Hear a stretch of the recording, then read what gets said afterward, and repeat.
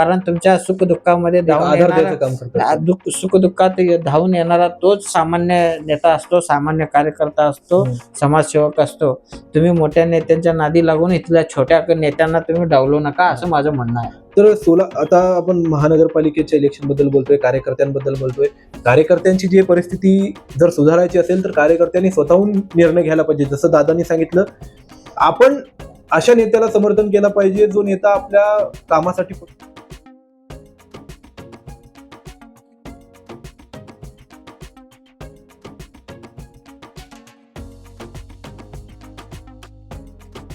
त्यासाठी मी कार्यकर्त्यांना एकच गोष्ट सांगतो, तुमच्या भागात जे तुम्हाला महत्वाचे समजतात, तो नेता छोटा का असेना, त्याच्याजवळ 4 पैसे नसले तरी चालेल, पण तुम्हाला महत्वाचं देतंय, तुमच्या घरच्या कामाला पळून येतंय, तुम्ही बोलावला तेव्हा उठून येतंय, अशा छोट्या नेत्यांसोबत तुम्ही छोटे कार्यकर्ते राहावं असं माझी अपेक्षा आहे. बरोबर आहे. तुम्ही खूपच मोठ्या नेत्यांचा विचार करून तुम्ही पार्टी म्हणून पळू नका, कारण तुमच्या सुखदुःखात येणारे हे छोटे नेतेच असतात. ते आमच्या भागामध्ये जे नेते असतात ते पळापळी करत असतात, त्यांच्याकडे आर्थिक स्थिती नसेल तरी तुम्ही त्यांच्या पाठीशी उभा राहा, कारण तुमच्या सुखदुःखामध्ये सुखदुःखात धावून येणारा तोच सामान्य नेता असतो, सामान्य कार्यकर्ता असतो, समाजसेवक असतो.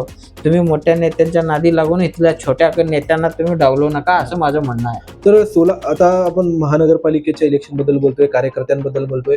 कार्यकर्त्यांची जी परिस्थिती जर सुधारायची असेल तर कार्यकर्त्यांनी स्वतःहून निर्णय घ्यायला पाहिजे. जसं दादांनी सांगितलं, आपण अशा नेत्याला समर्थन केलं पाहिजे जो नेता आपल्या कामासाठी पळून येतो. अशा नेत्याला आपण मदत केली पाहिजे जो लोकांसाठी काम करतो. असा नेता तुम्ही बघून काम करून त्याची मदत करू नका की ज्याच्याकडे पैसा आहे, जो आपल्याला पैसा देतो.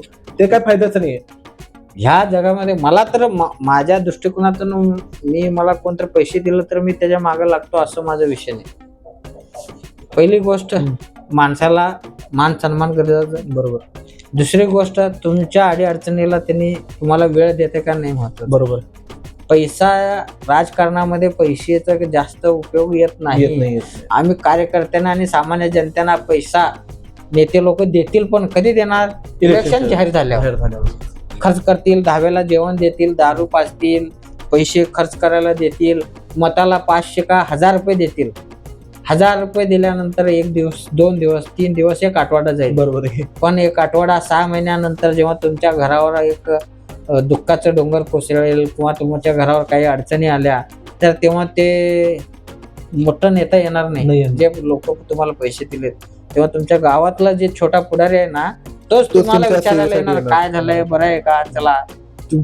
आजपर्यंत माझा तर अनुभव आहे, सामान्य जनतेला काय लागतं माहिती आहे, सामान्य जनतेला त्यांच्या सुखदुःखात साथ देणारा नेता लागतो, प्रेम आणि आपुलकी लागते. सामान्य जनतेच्या अडीअडचणीला, म्हणजे दवाखाने असू दे, पोलीस स्टेशन असू दे, कोर्ट कचेरी काय पण असू दे, अशा गोष्टीमध्ये, न्याय निवाडा असू दे, अशा गोष्टीमध्ये जो नेता जातो त्याला सामान्य जनता मानते, त्याला पैशाची गरज नाही. फक्त कार्यकर्त्यांना माझं आव्हान आहे, तुमच्यासाठी धावून येणारा एखादा छोटा काय नेता तुमच्या गावात असेल तर तुम्ही त्याच्या पाठीशी उभा राहा. बरोबर. कारण का, तोच नेता तुम्हाला खालीपासून वरपर्यंत ओळखत असतो, तुमचे सर्व अडीअडचणी त्याला माहिती असते आणि तोच तुमच्यासाठी फुल ना फुलाची पाकळी करू शकतंय. तुम्ही एखाद्या आमदाराला किंवा एखाद्याला मंत्रीचं तुम्ही खास आहे म्हणून इथल्या गावातल्या पुढारीला डावलू नका, कारण मंत्रीकडे तुमच्यासारखे हजारो लाखो लोक असतात. त्यासाठी माझं म्हणणं एवढंच आहे, सर्वसामान्य कार्यकर्त्यांना कळकळीची विनंती आहे, बाबा तुमच्या भागामध्ये जो कोणी एक बदल घडवण्याचा किंवा एक जनतेचं सेवा करायचा प्रयत्न करणारा सामान्य नेत्याला तुम्ही सपोर्ट करा, त्याच्या पाठीशी उभा राहा. तर सोलापूरमध्ये महानगरपालिकेचं इलेक्शन आहे, मुंबईचं जे आहे खूप महत्वाचं जे चालू आहे पूर्ण. तर तुम्हाला काय वाटतंय, महाराष्ट्रामध्ये कसं राहील पूर्ण वातावरण या पूर्ण इलेक्शनचा? 15 तारखेला जे इलेक्शन आहे आपलं, चांगलं आहे वातावरण. आता कसं आहे माहिती आहे, नगर परिषदेचं इलेक्शन बघितल्यानंतर आता फाईट जरा आटोक्यात आलाय. बरोबर, आटोक्यात आलाय. जनतेला पण कळायला लागलंय की सत्तेसाठी हे लोक काय पण करत आहेत म्हणून. आता आमच्या पक्षाचा पण चांगला दावा आहे. सोलापूर महानगरपालिकेवर अजितदादा पवार गट आणि एकनाथ शिंदे साहेबांचं युती आहे. मग त्याचं नेतृत्व मेत्रे साहेब करत आहेत. सिद्धारामजी मेत्रे साहेब महानगरपालिकेचं समन्वयक आहेत. मग त्यांच्या गणितनुसार किंवा त्या नेत्यावर आपला भरोसा आहे. कुठल्या नेत्यावर म्हणजे सिद्धारामजी मेत्रेवर. त्याने हे गणित साधणार. 52चं गणित जे काय आहे सत्तेत येण्यासाठी लागते मेजॉरिटी.